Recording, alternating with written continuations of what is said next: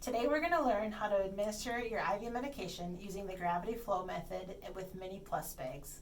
Begin with a clean surface, washing your area with a clean hand towel with soap and water or a disinfectant wipe. You can also use your visual teaching mat as your work surface, but remember to clean and disinfect before each dose. Wash your hands well for at least 20 seconds.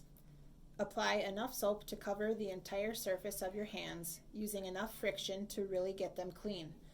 If you don't have access to soap and water, use an alcohol-based hand sanitizer. Rinse them well and dry with a paper towel or clean hand towel, and use that same towel to turn off the faucet. Next, make sure you have all of your supplies ready to go on your teaching mat. Your Mini Plus medication bag, IV pole, IV tubing with rate control dial, sterile protective cap if infusing more than once daily, 2 pre-filled saline syringes, alcohol swabs, and alcohol protective cap. Remove all the wrappers from your syringes. Prepare your saline syringes by removing any air. Start by holding the saline syringe with the tip pointing up. Tap on the syringe barrel to move the bubbles to the top of the syringe. Next, loosen the white cap with a half turn and press firmly on the plunger until you see a drop of fluid. Re-tighten the cap before placing it back down. Do this with both saline syringes. If you touch anything else other than your supplies, you should wash your hands again or use an alcohol-based hand sanitizer. Okay, let's get the medication ready. Start by locating the blue straw between the vial and the Mini Plus bag. Bend the blue straw back and forth until the straw breaks. Holding the bag with the vial pointing down, squeeze the bag several times until the liquid fills the vial half full. Shake it gently until the medication is dissolved. Now, holding the bag with the vial upside down, squeeze the bag several times, siphoning the medication back into the bag.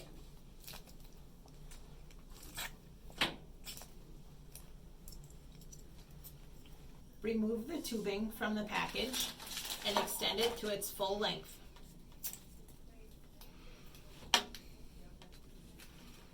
Close the clamp.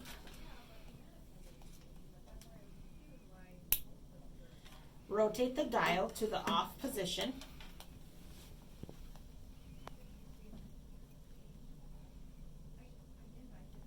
There should be sterile caps on each end of the tubing. If not, this is considered contaminated and you should use new sterile tubing. Next, carefully remove the protective cover from the outlet on the medication bag. Be careful not to let this area touch anything else as it needs to remain sterile.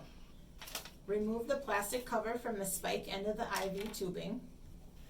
Carefully insert the spike into the outlet of the IV bag, twisting as you push the spike forward. If you spike a hole in the IV bag, do not use the bag or the tubing. Hang the bag from the IV pole or hook above you. Gently squeeze the drip chamber and fill the chamber half full of liquid. Turn the dial to open.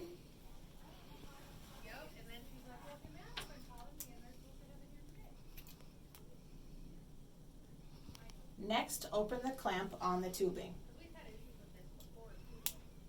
Let the medication fill the tubing until you see a drop of fluid at the end of the tubing. Once you see the drop, quickly close the clamp. Next, you can set the dial to your prescribed infusion rate. Your tubing is now primed and ready to use. Remove the green cap from the clave connector. Clean the clave connector on the pick with an alcohol swab for 15 seconds. Be careful not to touch the tip of the clave connector with your hands.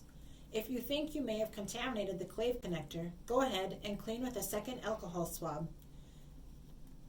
Carefully remove the white cap from your saline syringe. Holding on to the ridged edge of your clave connector, attach the syringe using a push-twist motion. If you notice air in the saline flush, tip the syringe with the plunger side up and tap the barrel with your finger so the air moves to the plunger end. Flush the catheter with 10 mL of saline. If you notice air, stop at the 1 ml mark, just shy of injecting the air bubble. Holding on to the ridged edge of the clave connector, remove the syringe with a slight twisting motion. Clean the clave connector again with an alcohol swab for 15 seconds.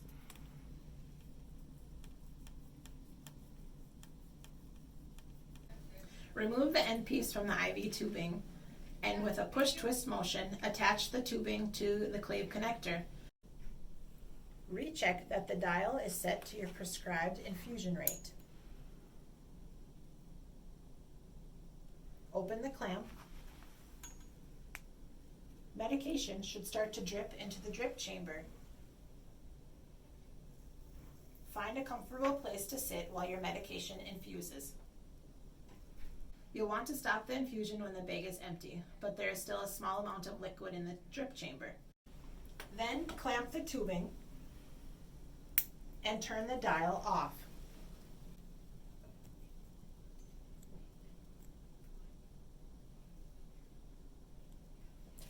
Holding on to the ridged edge of the clave connector, disconnect the IV tubing from the clave. If you have more than one dose daily, you will need to apply a sterile cap to the end of the IV tubing. To keep the spiked end sterile, leave it in the empty Mini Plus bag and hang it from the IV pole. You may reuse your tubing up to 24 hours. For example, if your medication was prescribed for every 12 hours, you can use the same tubing for 2 times before discarding it. When it is time for your next dose, remove the spike from the empty bag, being careful not to touch it to anything before placing the spike into a new bag. You will not need to reprime the tubing. Clean the clave connector on the pick with an alcohol swab for 15 seconds. Be careful not to touch the tip of the clave connector with your hands. If you think you may have contaminated the clave connector, go ahead and clean with a second alcohol swab. Carefully remove the white cap from your saline syringe. Holding on to the ridged edge of the clave connector, attach the syringe using a push-twist motion. If you notice air in your saline flush, tip the syringe with the plunger side up and tap the barrel with your finger so the air moves to the plunger end.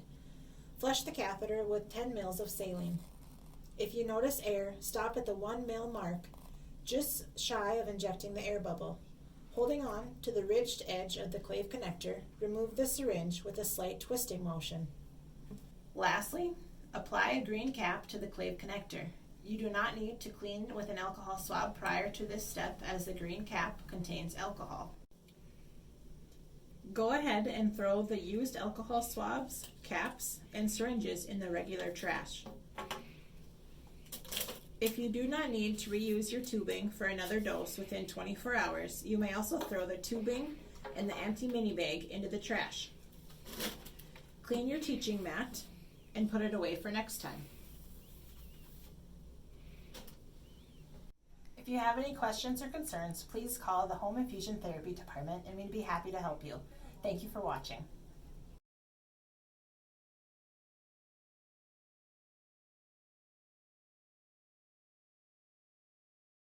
General information. Change tubing every 24 hours. Use new syringes with each flush of sodium chloride. Never flush your line with water. Use new alcohol swabs with each cleaning of the clave connector. Never use hot water or a microwave to warm your medication. If you are unable to flush your pick, do not force it. This could cause the line to rupture if you push too hard. Try to change the position of your arm. Check for kinks or a closed clamp if your line has one. If you're still unable to flush, call your physician or their nurse. A nurse will change your pick dressing once a week, and that's usually done at your clinic appointment. Keep your pick dressing and tubing dry. Cover with plastic when bathing or showering, using saran wrap, cling wrap, an old bread bag, or any clean plastic covering, and make sure you tape all the edges of the covering well to prevent it from getting wet. Do not submerge the site. If you accidentally remove the clave, do not put the original one back on. Open the new clave from the sterile packaging. Leave it sit in the packaging. Clean the end of the line with a new alcohol wipe. Hold on to it, not letting it touch anything.